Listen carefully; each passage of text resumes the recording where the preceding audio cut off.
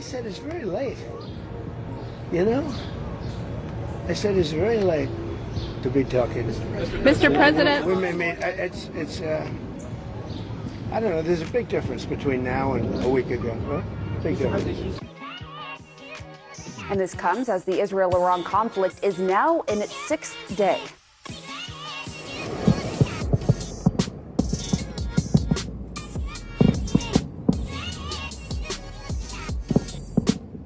So this was overnight over Tehran. Video from a semi-official Iranian media outlet showing air defenses repelling projectiles over the city. The U.S. is scrambling big time right now with more assets to the region, including a second aircraft carrier strike group and more than 30 tankers for in-air refueling. This morning, Iran's Supreme Leader Ayatollah Ali Khamenei is rejecting President Trump's calls for unconditional surrender. This is what he said just a few hours ago. Iran has never surrendered. Why should we surrender? If they threaten us again, they will receive an irreparable strike. Fareed Zakaria, the host of CNN's GPS, is joining us now live from London. Fareed, everyone wants to know if the U.S. is going to get directly militarily involved in this conflict. What's your analysis? Well, President Trump is clearly enjoying playing the part of a very unpredictable leader. You know, some people call it the madman theory of foreign policy, where, you know, you deliberately make it so that no one can guess what you're going to do, and you're sort of trying to out-crazy everyone else.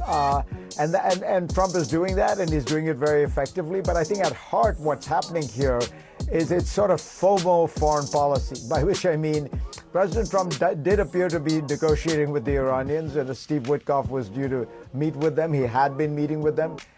Well, there was a lot of activity and a lot of sirens, but not so many ballistic missiles as we have been seeing earlier on.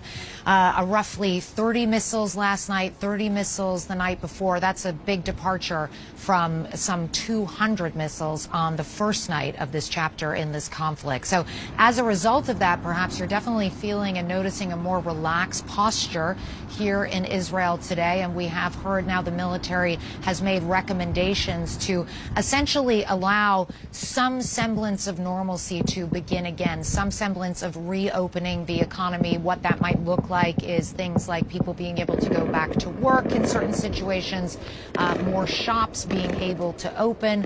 We heard today from Israel's defense minister, Israel Katz, basically saying that this gradual phased reopening of the economy and allowing people to move around more freely is what he called a message of victory over Iran. At the same time, nobody is completely relaxing, and particularly in anticipation of whatever decision President Trump makes vis-a-vis whether to intervene more forcefully in this conflict. The U.S. Embassy here in Jerusalem has announced that it is closed today, tomorrow, and Friday. No real official reason given, but certainly the timing is not coincidental, I would say, and also particularly given the fact that many Americans are stranded here at the moment and trying to get out of Israel. It's certainly an unusual time in that context for the U.S. Embassy to close for 3 days. So people waiting and watching and preparing for whatever comes, but certainly a sense on the ground, particularly here in Tel Aviv, that people are breathing a little bit easier as a result of what is believed to be significant damage done to Iran's capacity to launch those ballistic missiles, which were coming out in full force just a few nights ago, Wolf. All right, Clarissa Ward, thank you so much.